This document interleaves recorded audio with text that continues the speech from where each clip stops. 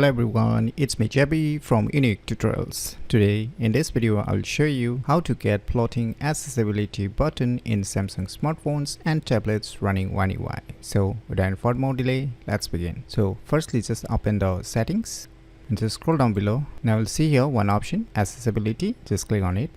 Now just click on this advanced settings. Now here you will see accessibility button or gesture. Just click on it. Now just click on this select actions.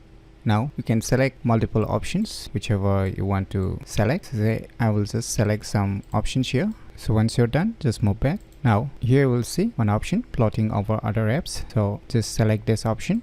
So now you can see, so below there are some more options regarding the size, large, medium and small. And below there is a fade when not in use, so you can select. And the last one is our transparency level. So once you're done, you can just minimize it. Now you can see here a floating accessibility button. So in order to make it hidden, just drag it towards the right.